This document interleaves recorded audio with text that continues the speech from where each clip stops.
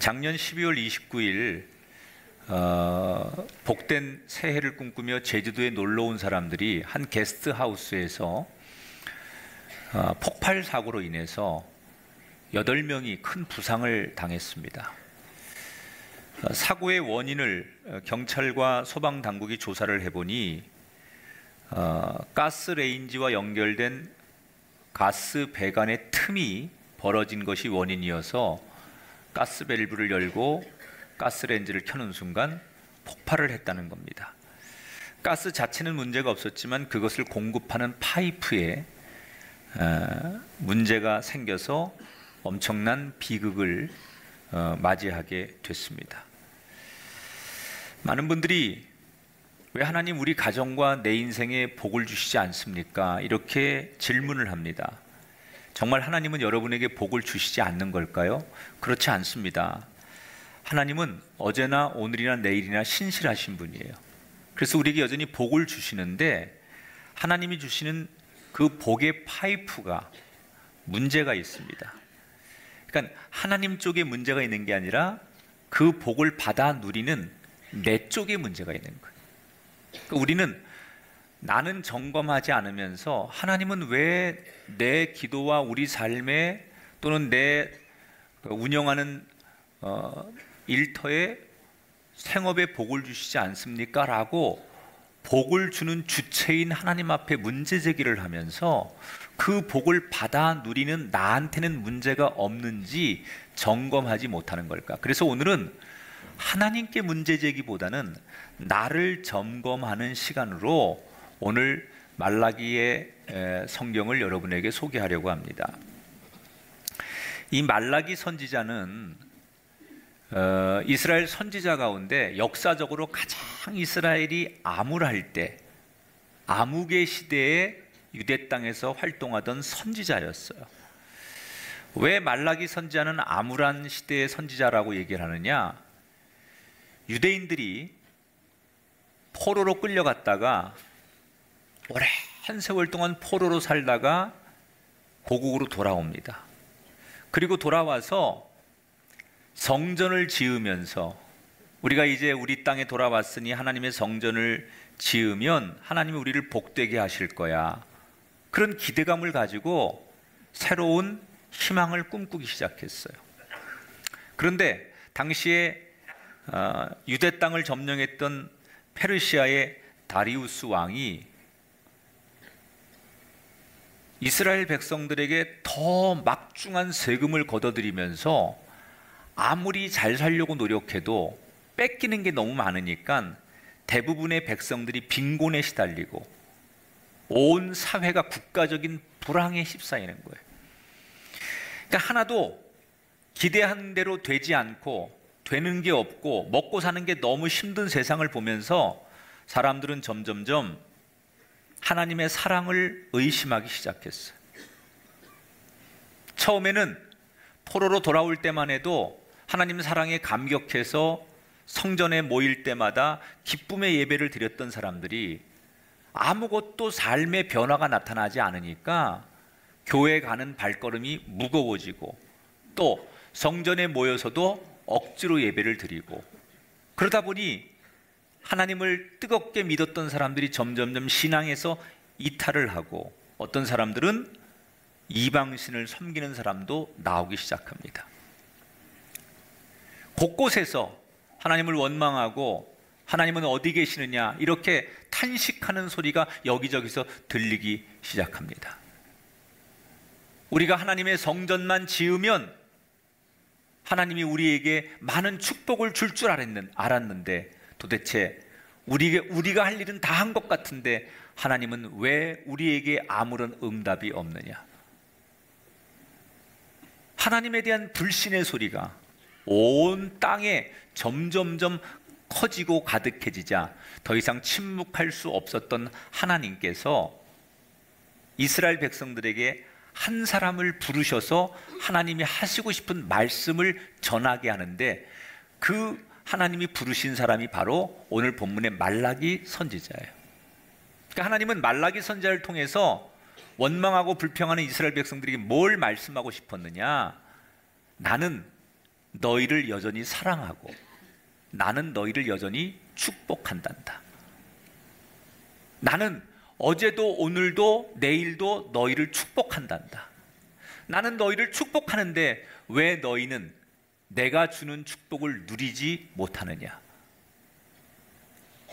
내가 주는 복을 받아 누리지 못하는 너희들이여, 너희들의 믿음을 점검해 보아라. 그러면서 하나님께서 우리에게 오늘 말라기 3장에 두 가지를 점검해 봐라. 하나님은 분명히 우리에게 복을 주셨는데, 전달해 주셨는데 왜 우리가 그걸 누리지 못하는가에 대해서 나 자신 쪽에서 그것을 점검해 보라 라고 말라기 선지자를 통해서 하시는 말씀이 오늘 본문이에요. 자, 하나님이 첫 번째 뭘 점검하라고 하느냐? 왜 복을 누리지 못하는 이스라엘 백성들에게 뭘 점검하라고 하느냐?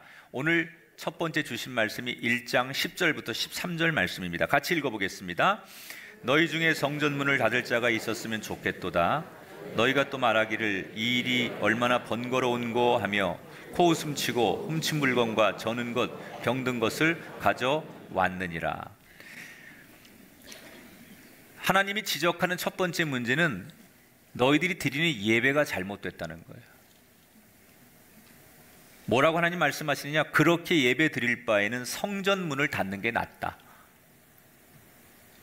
여러분, 예배의 목적이 뭡니까? 우리가 예배를 드리잖아요. 근데 예배를 드리는 목적은 하나님을 찬양하고 그 이름을 존귀케 하기 위함이 예배의 목적이에요. 그러니까 항상 어느 예배, 어디 가서 어느 교회에서 무슨 예배를 드리든 간에 예배의 가장 궁극적인 목적은 하나님을 찬양하는 거예요. 그리고 그분의 이름을 존귀하게 해드리는 게 예배의 목적이에요. 그런데 지금 하나님 뭐라고 말씀하시느냐? 하나님을 존귀하게 찬양하는 게 아니라 오히려 하나님이 수모를 느낀다는 거예요. 이스라엘 백성들이 드리는 예배를 받으시면서 수모를 느끼고 분노를 느끼신다는 거예요. 왜? 그들이 드리는 예배가 너무 엉터리 예배라는 거예요. 도대체 무슨 예배를 어떻게 드렸길래 하나님이 이스라엘 백성들이 드리는 예배를 엉터리 예배, 너희들의 예배를 내가 보고 있으면 분노가 느껴지고 내가 마치 수모를 당하는 느낌이 드는구나 라고 하나님께서 한탄하실 만큼 이스라엘 백성들은 무슨 예배를 어떻게 드린 걸까? 제사장들이 반론을 제기하죠. 하나님 무슨 소리입니까? 우리는 아침과 저녁으로 하나님 앞에 상번제를 드리고 또 안식일이 되면 율법에 나와 있는 절차를 지켜서 안식일을 지켰고 절기가 되면 하나님 가르쳐 주신 율법대로 꼬박꼬박 절기 예배를 드렸는데 왜 하나님 우리 예배가 문제가 있다고 하는 겁니까? 우리가 예배를 안 드린 게 아니고 우리는 열심히 예배를 드리고 예배를 참석했는데 도대체 우리 예배를 왜 그렇게 부정적으로 엉터리 예배라고 보시는 겁니까? 이렇게 제사장들이 따집니다. 자, 이스라엘 백성들, 제사장들 말이 맞아요. 그들은 하나님 앞에 정해진 대로 예배했습니다. 그런데 뭐가 문제냐? 여기 오늘 성경에 조금 전에 읽은 성경에 보면 하나님 앞에 예배할 때 대표적으로 그들이 하나님 앞에 제물을 갖고 나가는데, 예물을 갖고 나가는데 병든 양, 못 쓰는 양, 이런 양들을 제물로 갖고 나왔다는 거예요. 율법에 보면 이스라엘 백성들에게 다리가 상하거나 또는 뭐 이렇게 양들 가운데 병든 게 있으면 그건 사람도 먹으면 안 된다. 그런 것은 이렇게 개나 동물들이 먹을 수 있도록 구별해라. 이런 말씀이 있어요.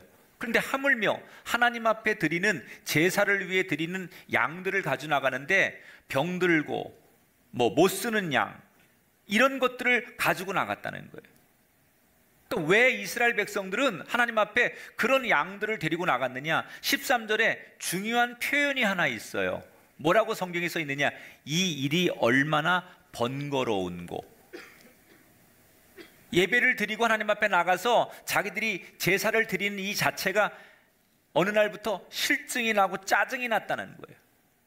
여러분, 찬양과 기쁨이어야 될 참된 예배 정신에 정반대되는 개념이 실증과 짜증이에요. 그러니까 예배 드리는 게 어느 날부터 별로 흥미가 없고 기쁨이 없는 거예요. 그래서 예배를 드리러 가긴 가지만 성전에 갈 때 그냥 손에 집히는 대로 아무렇게나 예물을 들고 나갔다는 거예요. 하나님이 지적하시는 것은 너희들이 예배 양이 적어서가 아니라 그 예배를 드릴 때 어떤 마음속에 기대감, 감흥 이런 거 없이 너무나 의무적이고 형식적인 예배를 드리는 것, 영혼이 없는 예배.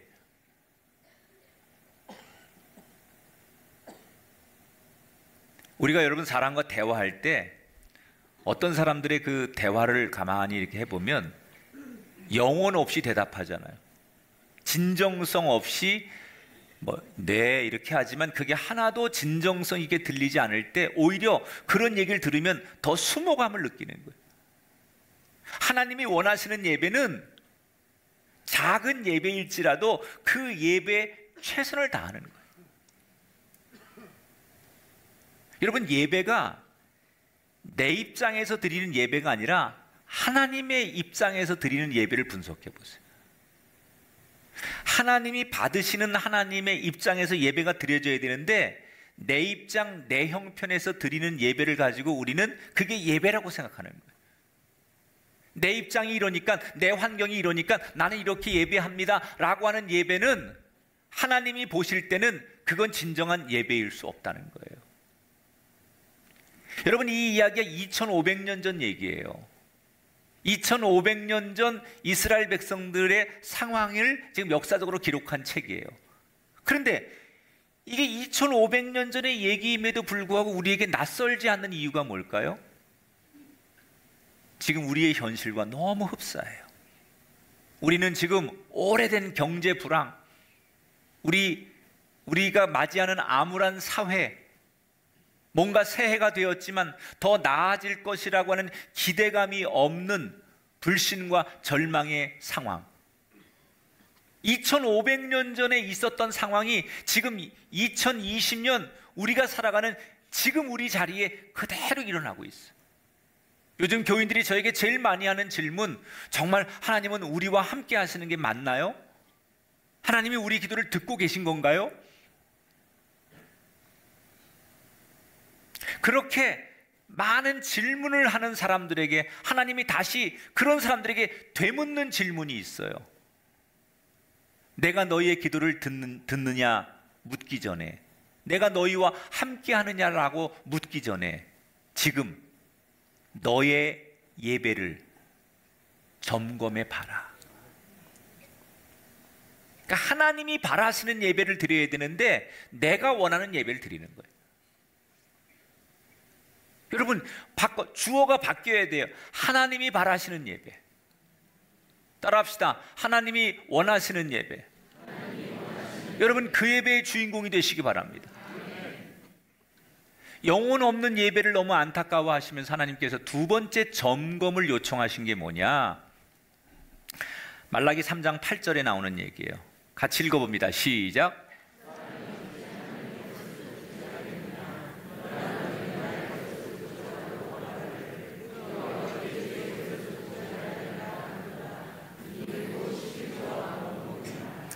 자, 하나님이 두 번째 지적하시는 문제가 11조 문제였어요.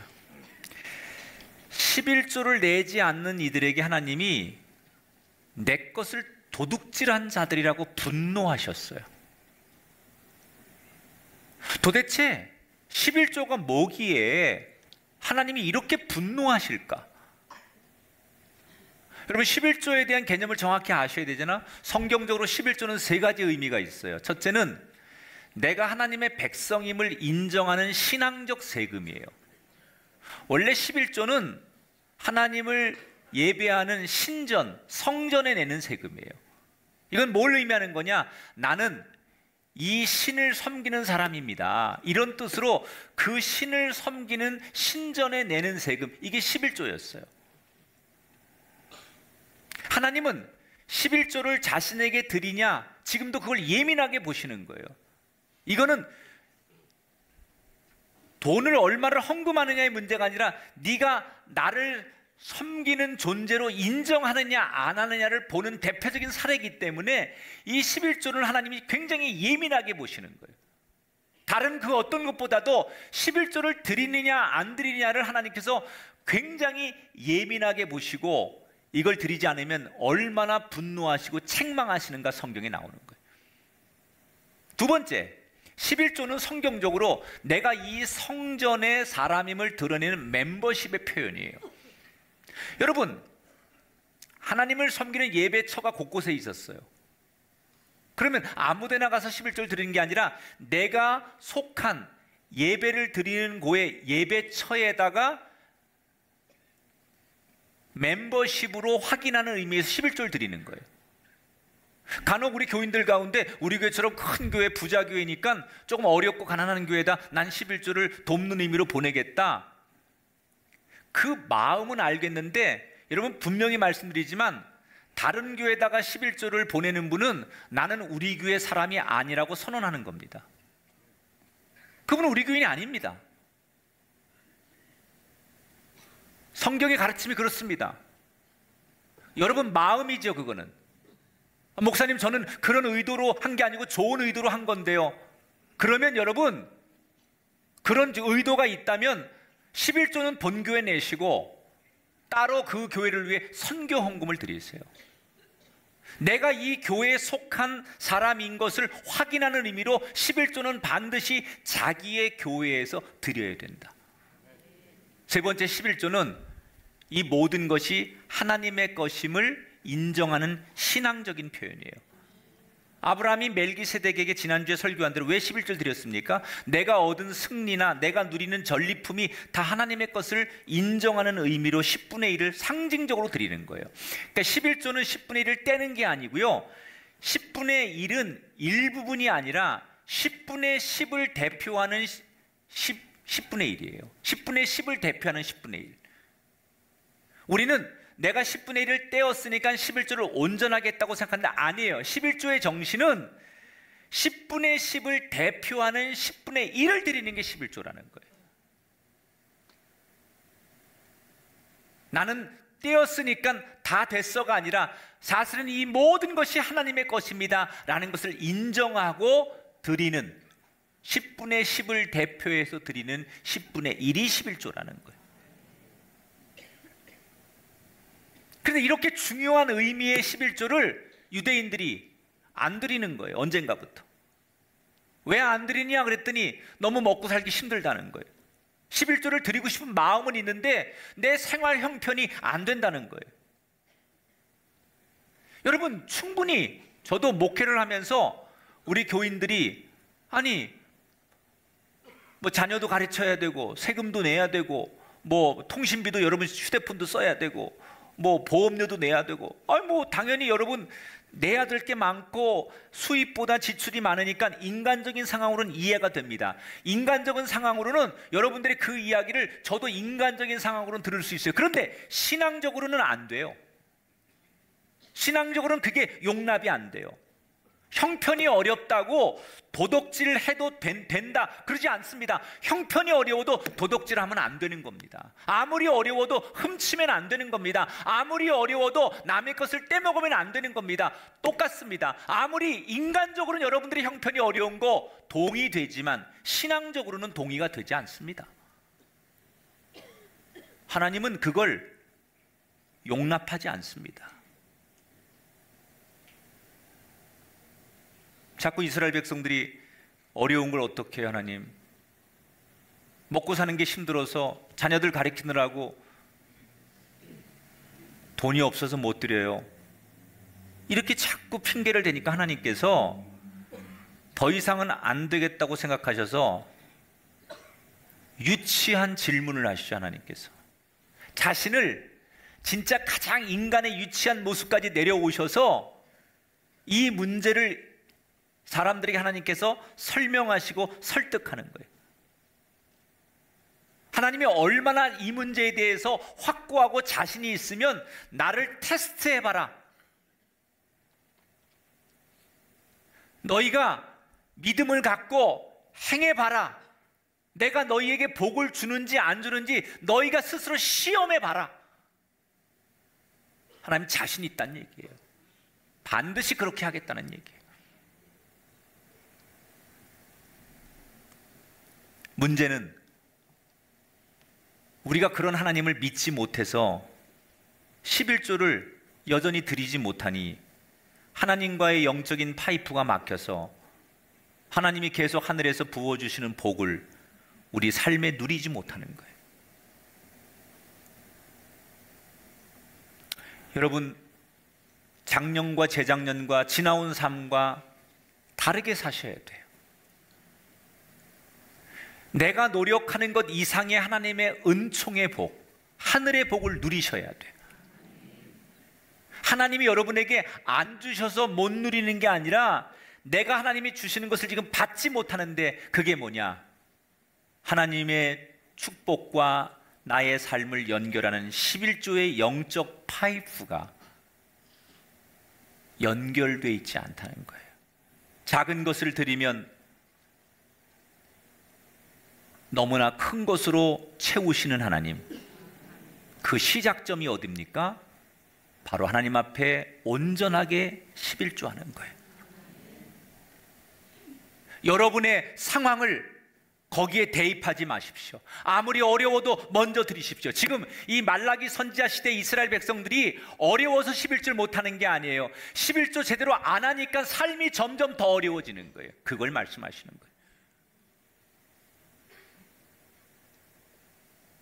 말씀을 정리합니다. 우리가 하나님 앞에 복을 받으려면 영적인 파이프를 점검해 봐야 돼. 예배를 드리는 것으로 만족하지 마시고 의무의 예배가 아닌 최선의 예배를 바꿔서 드려보십시오. 무슨 상황을 만나든지 하나님 앞에 드려야 될 11조를 절대로 놓치지 마십시오. 11조를 드리는 수칙이 있어요. 수입이 생기면 제일 먼저 11조를 떼세요.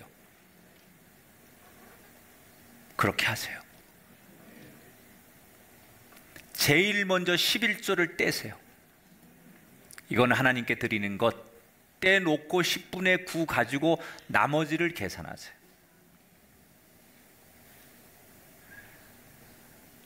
온전한 11조라는 게 뭘까요? 여러분, 내가 벌어들이는 수입은 사적인 영역이에요. 뭐 이걸 교회에서 무슨 우리가 세무감사하고 그러는 게 아니니까 여러분들의 사적인 영역이에요. 그런데 이건 조금 사업을 하는 분이나 수입이 많은 분들이 조심해야 될 부분이라고 생각해요.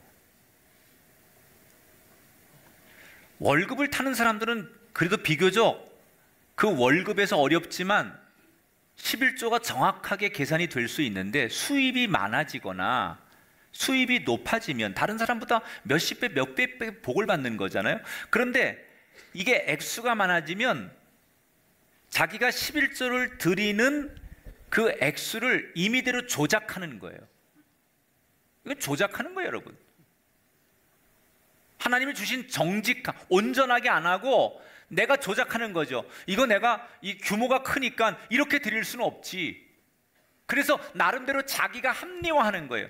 이만큼을 드려도 일반 성도들이 드리는 것만큼 내지는 그것보다 많이 드리는 거니까 나는 이렇게 하면 돼 라고 조작하는 거예요. 그러면 이건 뭘 말하는 거냐? 온전한 11조가 될 수 없어요. 하나님이 다른 사람보다 물질의 복을 그만큼 몇십 배를 더 주셨다면 그 몫을 감당해야 되는데 내가 인위적으로 조작하는 거죠.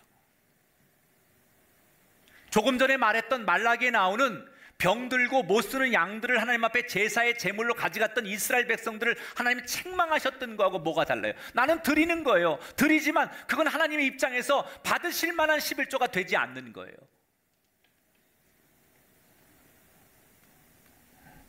부담스러워도 어쩔 수 없어요. 내가 얘기했죠. 오늘 내가 할 말 다 하겠다고.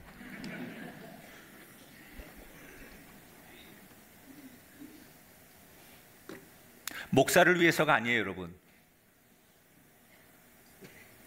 저는 교회에서 여러분이 11조 더 한다고 제 월급이 더 올라가거나 더 누리지 않아요. 정말로 여러분 잘 되기를 원해요. 하나님이 지금 준 것보다 더 잘 되는 걸 원하십니까? 여러분 자손까지 그 복이 이어지길 원하십니까? 그러면 상황의 핑계나 상황에 여러분 몰입하지 마시고 믿음으로 이겨내시길 바랍니다. 사실 교인들에게 좋은 신앙의 습관은 모든 예배는 준비가 돼야 돼. 특히 여러분 교회에 오셔서 그때서야 헌금 시간에 헌금을 드리는 거 하지 마세요. 엄밀히 말하면 주일 헌금이라는 건 없어요. 감사 헌금이 주일 헌금을 대처해야 돼요.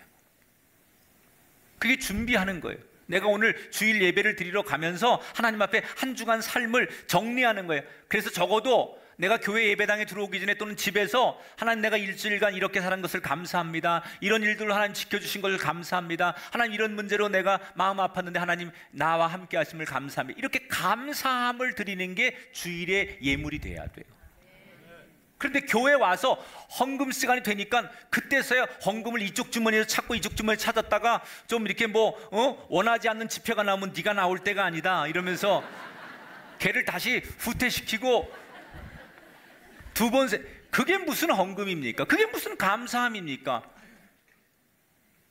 여러분 하나님을 그 정도로 여러분이 무시하는 거예요. 내가 10,000원짜리 하나 정도 하나님 이렇게 던져주면서 내 할 도리를 다 했다고 여러분 하나님을 그 정도로 대우하면 하나님이 여러분을 어떻게 대우하시겠어요? 하나님을 최고로 높이세요. 그 하나님이 하늘의 것과 세상 것으로 여러분과 여러분의 자손 만대를 이 세상 모든 사람들이 우러러보고 부러워하도록 높여주신다고 약속하셨어요. 최선의 예배, 믿음의 11조, 이 영적 파이프를 잘 점검하고 이으셔서 올 한 해 광야에서 꽃이 피는, 광야에 생수가 흐르는 영적인 풍성함을 우리 꿈의 교회 모든 성도들이 다 누리시게 되길 바랍니다. 테스트해봐라. 도전해봐라. 하나님의 이 거룩한 명령 앞에 우리 모두 말씀에 사로잡히는 한 해가 되셔서 은혜를 누리시는 저와 여러분이 되길 주의 이름으로 축원합니다.